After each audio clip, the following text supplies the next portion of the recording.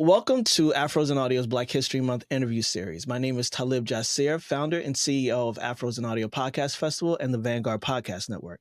I'm excited to spotlight 29 outstanding indie podcast creators and professionals who answer the call to be a part of this series. My guest today is Reginald D Sherman. Welcome and thank you for being here. How are you? I'm good, Talib. How are you, good. man? I'm glad to have you here. So let's jump right into your podcast, Real Talk with Reginald D. It's known for its motivational, inspirational content. How do you choose the topics for your episodes and your interviews? I basically meditate a lot, man. I meditate, I listen, I can hear a word through a song and it'll resonate and sticks out with me. And I would turn it into a whole motivational speaking podcast. I don't have a whole list of titles that I got and I do every week. It just comes naturally. It just depends on what I'm listening to or what sticks out or what hits me in my spirit that I need to talk about. Or I may see somebody in a situation or something that I don't even know. And then it'll come up for me to say something or talk about it. And that's how it flows. That's awesome, man. The content is coming to you. That means that you are a conduit. You are a true creator in that way. So that's really awesome for that to be the way in which you approach the podcast in general. How did it start? Is that how you kind of started, knowing that there were certain topics that you wanted to get out, you saw in the world, you thought maybe they weren't being talked about as often or highlighted? How did you get started with inspirational, motivational podcast content? I was raised with a bunch of pastors and preachers and speakers in my family. And I knew that was one of the gifts that I had of being a leader, first, then, and second, being a speaker and motivating people. So throughout my whole life, I had opportunities to speak at different places like the Salvation Army and things like that and in different churches. But there was one particular thing that happened that kind of stood out with me. I was having these dreams one night and it woke me up at 3 o'clock in the morning, 3 nights straight.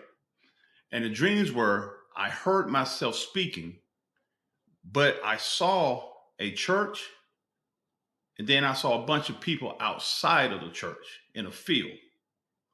And I dreamed that 3 nights straight because you got to keep in mind, I came from a generation of pastors and ministers. So everybody was putting in my head that, hey, you need to start a church one day, or you need to do this one day in a church, right?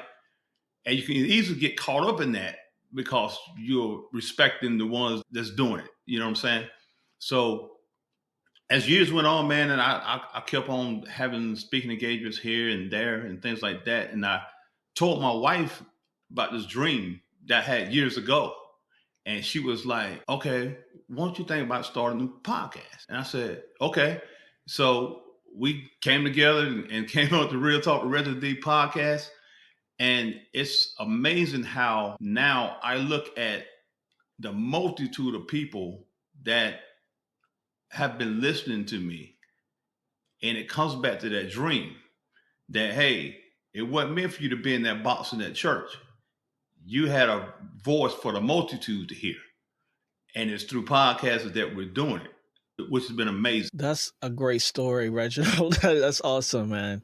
And a true testament to you are living inside of that purpose and your point for the message that you share and the insights that you bring. So I really love that story. Thank you for sharing it. You've achieved remarkable success with your podcast, ranking in top 5% on Listen Notes and top 285 countries on Apple Podcasts. What strategies did you use to reach such a wide audience? I think one of the strategies that we use, you got to do a lot of marketing, man. You got to push the thing. If you believe in what you're doing, you're going to have to push it down people's throat when it's all said and done. It's a wide variety of things. You put on all kind of social media and stuff like that. It's all about just putting on all the networks you can. And like I say, when you believe in what you're doing, the more you put behind it, then that's when the momentum just, man, it really kicked in. And I was like, whoa. I didn't expect for it to take off that fast, and probably shame on me for not believing in myself that much. But yeah, man, we just put it in all kind of avenues and it just collects. That's awesome, man. How has podcasting influenced or complemented your career in motivational speaking and coaching? It has complemented my career. I would say by all the feedback I get from people, I get so many people that sends me emails and tells me how much I touched their lives, how much I lit a fire in their life again when they thought they had no hope or anything like that. And I just thrive on that. It just keeps me going. You wake up in the morning, man, you be like, God, man, I got to do it again because I helped whoever that was. I don't, I don't know personally, but I had one just the other day. A lady said, "I just want to tell you, thank you for your words of encouragement and inspiration." She said, "This is the first time in a long time I felt hopeful about my future, and I started to find that passion inside of myself again. And it's largely due to listen to your podcast." So when I hear stuff like that, man, it just takes me to another level, man. And I thank God for it, man, because all God is empowering me to do this and keep it going. Some people ask, man, how do you keep coming up with content? How you? I said, man, it just keeps coming, man. I said, I don't know from week to week. I might get it the day before I need to do a podcast. I don't know. But I said, just keeps coming, man. I said, I'm not gonna stop. As long as it's coming. Yeah, that's awesome, man. And that's not the testimony of a lot of people. So once again, the content is one of the main struggles, right? Trying to think up what topic, what conversation, what theme, all these things week to week or however the frequency is, it's a challenge for a lot of people. And so for you to have found the sweet spot of inner listening, allowing space for whatever comes to be what it will be for that episode, I think is really, really great. And I'm happy for you because that is not the experience of a lot of people who are content creating and within the podcast realm, writing or what have you. But again, and you could speak to this, you are walking inside of a mission and a purpose, and you have a message to tell, and you're an orator. You know how to speak, you know how to talk, you know how to do it in a way that people will listen and draws folks in. And even though that is a great strength to have inside of any medium, it's still hard to translate that over. But you're managing to do that. So, congratulations. It's really amazing that you are able to take who you are and be the podcaster that you want to be inside of it. Yeah, I appreciate that. And if I had any advice to give people, I think one of the things people, if you're doing podcasts, you're trying to come up with content, I think a lot of times you have to get quiet. Some people are so busy, man, and they just go on with it. Boom, boom, boom. Like, man, sometimes you got to just be quiet, get into your peaceful space, listen, just hear things, man. Just pay attention. Just pay attention. Because it only takes one thing. You can hear one word, man, and it'll shock you inside. You're like, man, I got to go with this word. And then you just build on that word, and it just goes. That's basically how it works with me. Yeah, it's very organic, intuitive, and instinctive. And again, a lot of people who are approaching it from a place of perfection or a place of audience, not self first, right? This is what's speaking to me. This is what I am being downloaded and saying, this is what I'm going to give to you.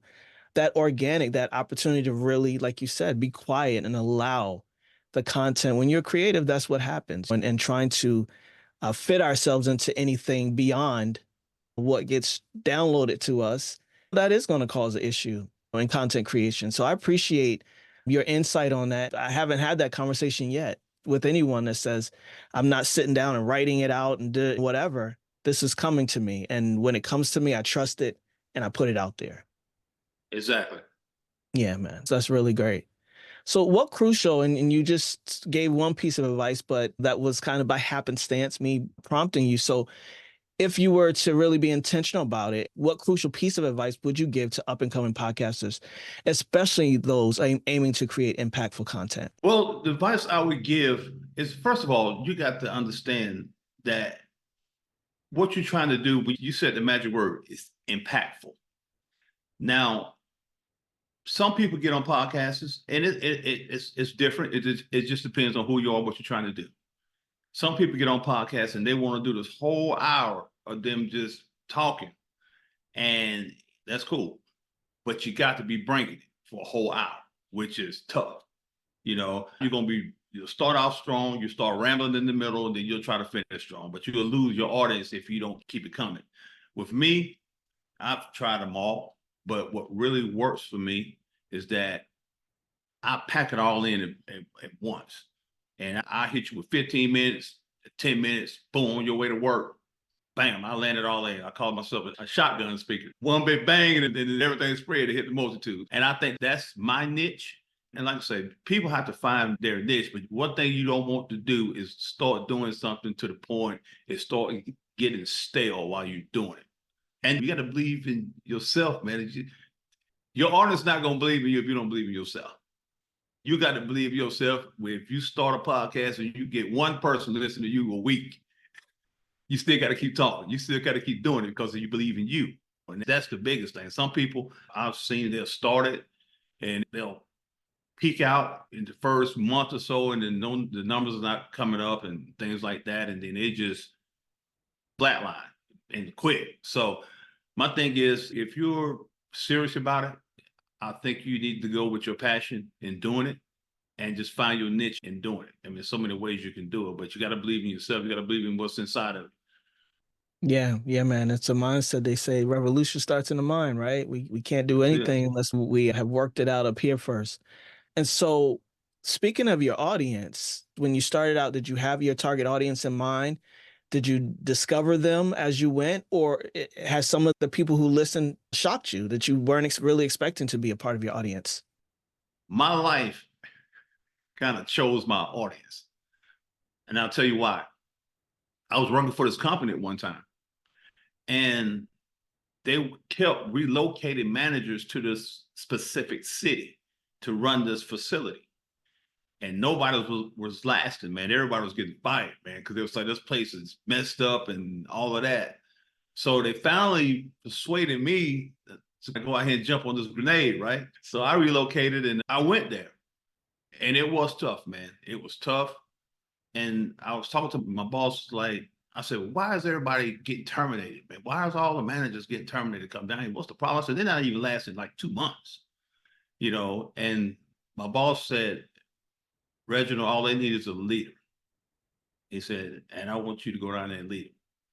So when I got there, I inherited a lot of people that didn't believe in themselves. I came there, I had some supervisors that was already in place that's not from there, treating people in a kind of way and doing all the wrong things. So I ended up cleaning house, and I ended up saying, hey, do not send anybody else from another facility, from another state to come down here and help me run this place. I'm gonna hire and promote within. So I went to do that.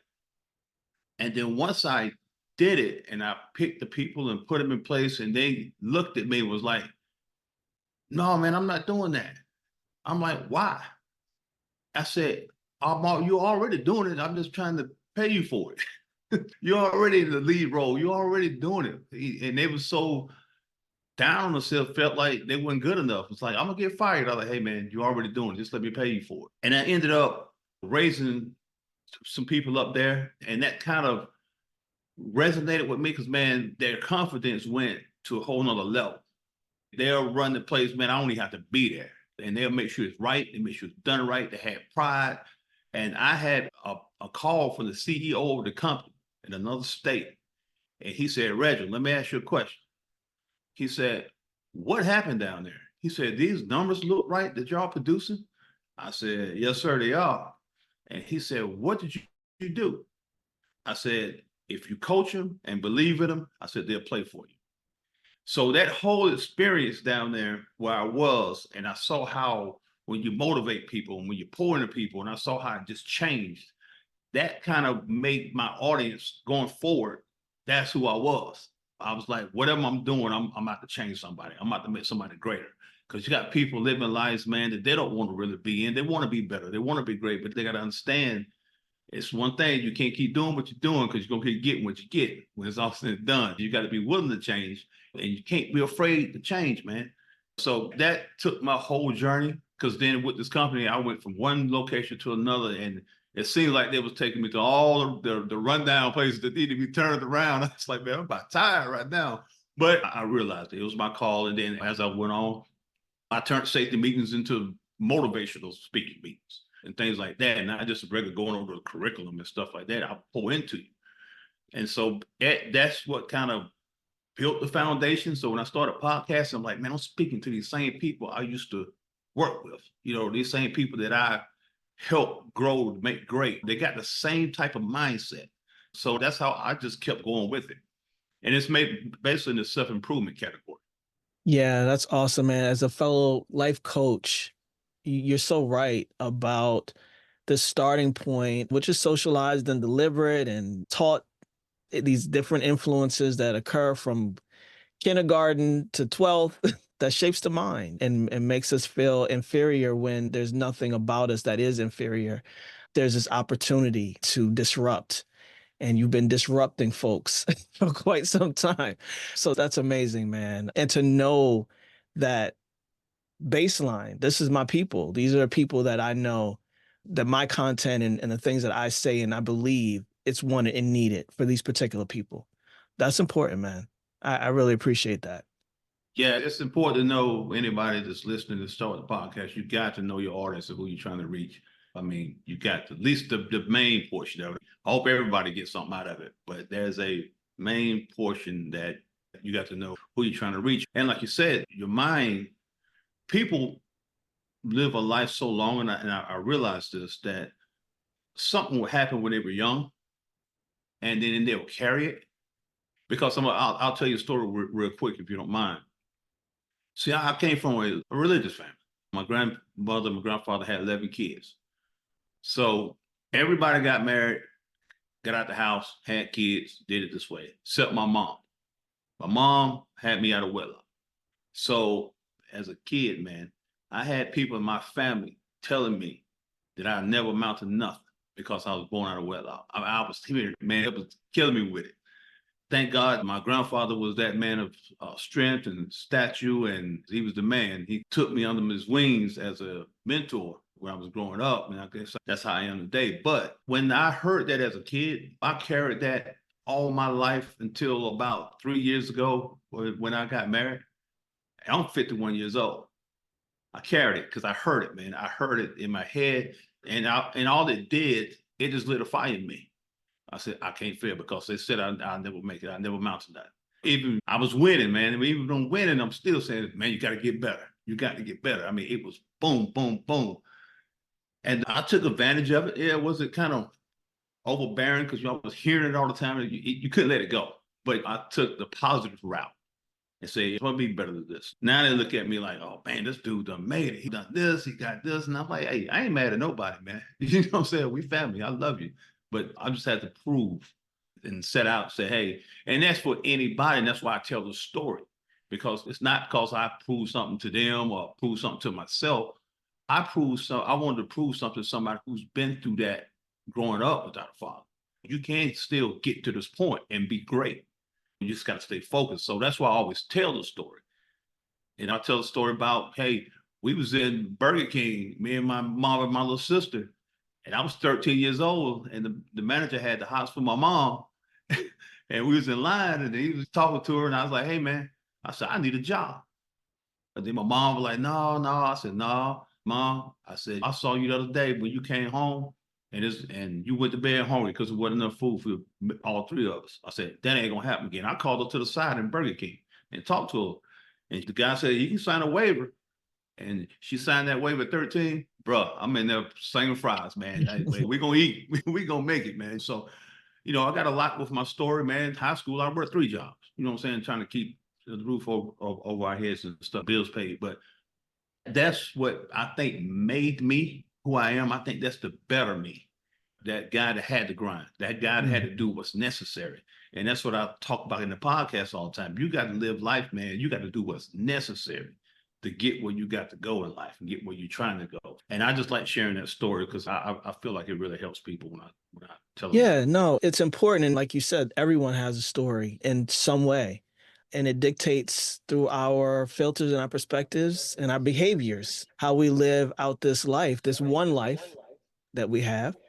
So I love that story. And it hopefully reminds people that a lot of times we are despite of, not because of, and to really stay connected to these stories, our stories, because it connects us to what the opportunity is. Once we can harness that, we can make some magic out of it. You know what I mean?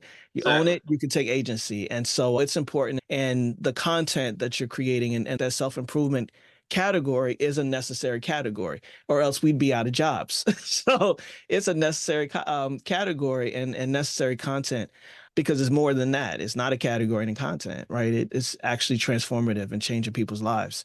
And speaking of that, your experience as a licensed minister and a leader in your community outreach influences the content and message of your podcast.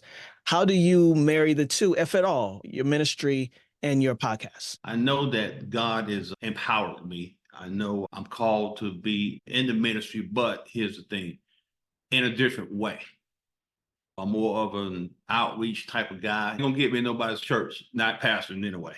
I come speak on a biz conference or something, but I try to marry the two because of this. People, and I've seen people pray, and they pray, and they pray, and they say, well, I don't know what God is doing. He ain't answering my prayer. Well, faith without works is dead. So you have to understand that just because you pray, you got to get out there and get it, man. You got to get out there and make it. I don't want to mess nobody up with this, but some of these Christian folks, they might start sending me emails. But my thing is, I told somebody one time before, and it was kind of deep. I said, hey, man, I said, God ain't going to do nothing else. And he was like, what do you mean? I said, if he does anything else, it's got to be something like a miracle or something, something crazy. I said, other than that, he ain't going to do nothing else.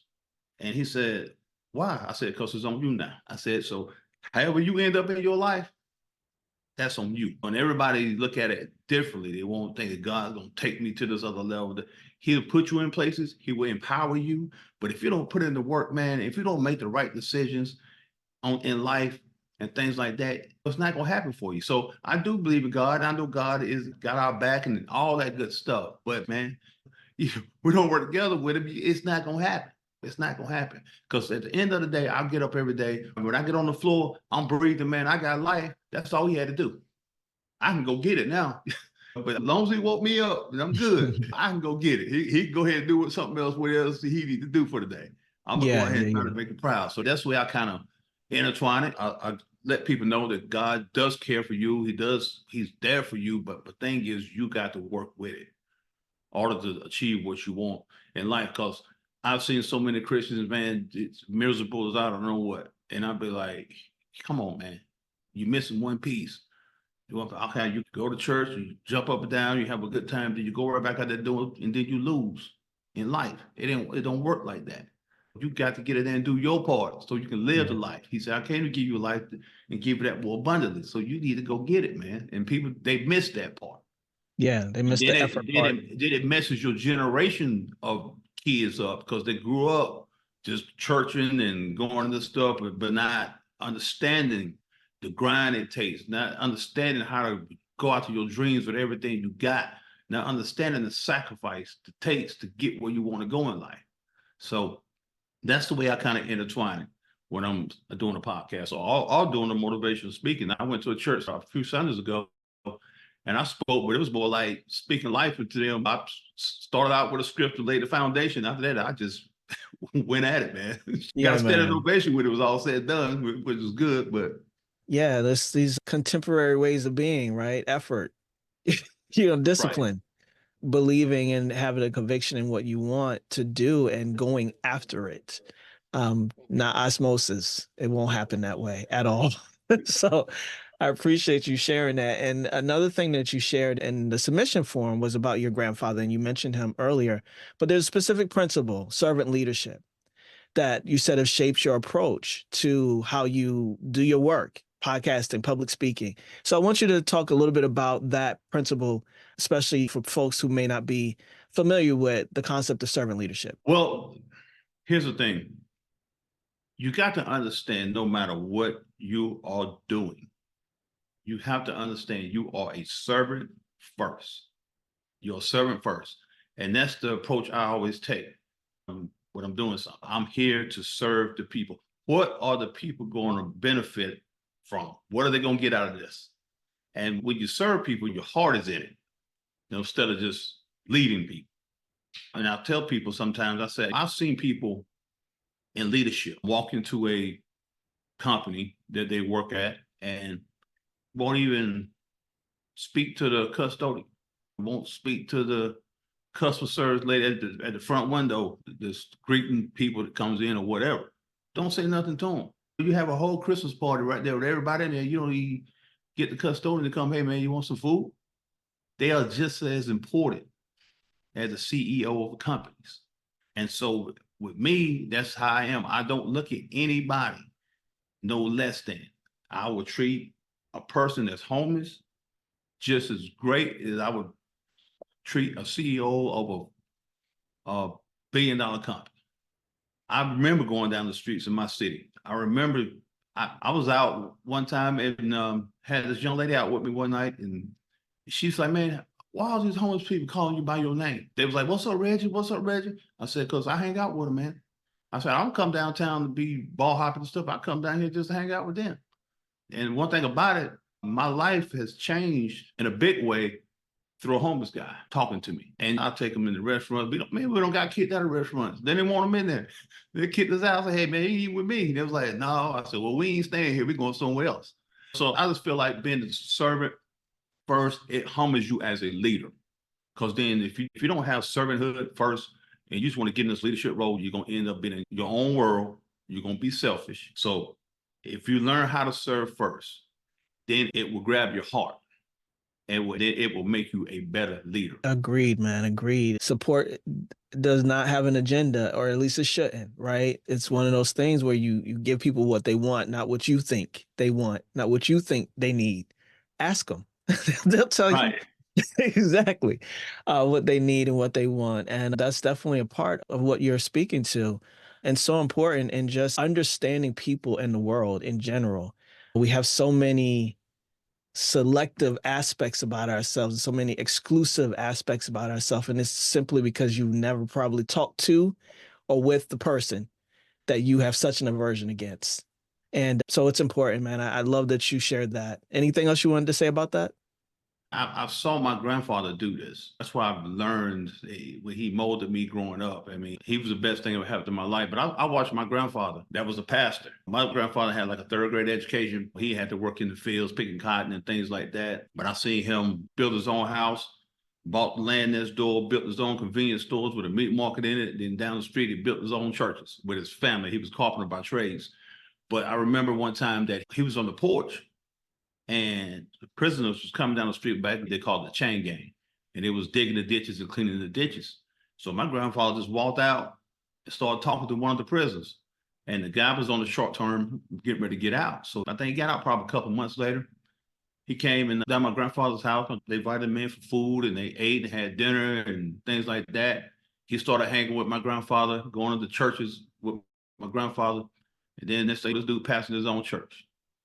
And there's so many things like that happened with my grandfather. My grandfather had a guy that was homeless one time, and he started ministering to him, reaching out to him and speaking into him and this thing. This guy got his own church, been his own pastor. So he was one of those men. His name was real great in the city as a pastor, but he didn't deal with like they want you over this big association and all that kind of stuff. He said, "No, I don't get it." He said, "I'm just me."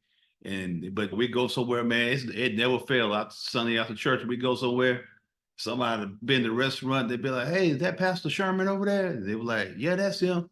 Tell him don't worry about his food. We got it." You know, man, we didn't pay for nothing, man. His name was great, man. But it's because people say he served people, which he did. He was a servant to people, but he served his city, and it made his name real great. And I just saw it growing up, man. And it's just the way it works with me. That's awesome, man. So for those of us who have had the privilege of grandfathers in our life, I call them giants in a lot of ways. They are giants to us, especially growing up. And when my grandfather passed, I felt like a giant had fallen. And so, yeah, yeah, I love that story, man. So, what are your future aspirations for Real Talk with Reginald D? Do you have any future plans that you want to share with the audience? Well, what I want to do next, I think a little more of next, Real Talk with Reginald D. I want to really take it on the road and do motivational speaking at different conferences and things like that. I'm not picky of I can deal with any audience. If you put me in a room full of church people, if you want to put me in a room full of salesmen, I can figure out a way to get you motivated.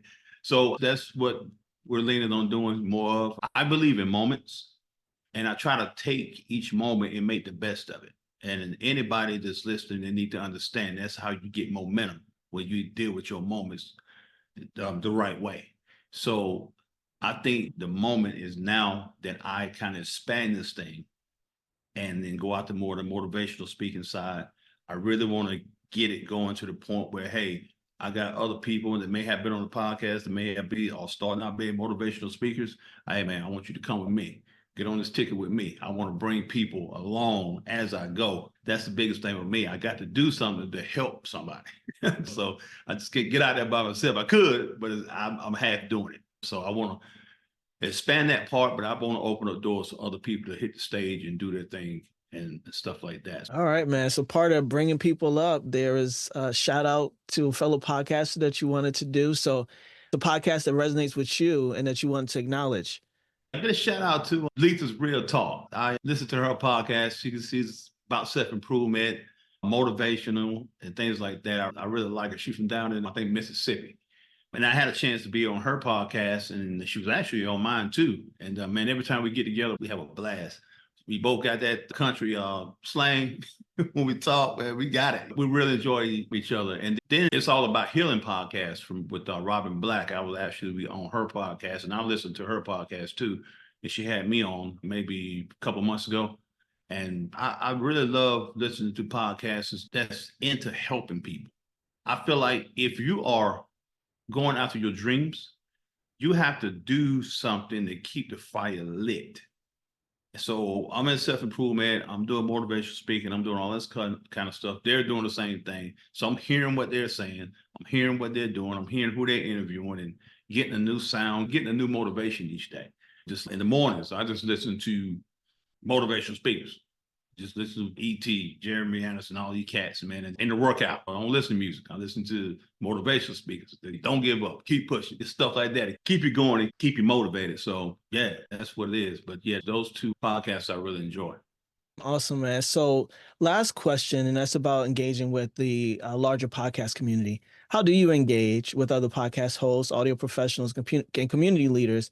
And what value do you find in these interactions? Well, actually, we just listen to different podcasts in basically the realm of what I talk about, and then we'll get on any kind of network or social media or stuff and listen to it and send them an invite and be like, hey, man, my name is Reginald D and this and that and the other. I heard your podcast. I really like for you to be on my podcast, and kind of break it down when you hear somebody you really want to interview or whatever case may be, break it down what really stands out about that person.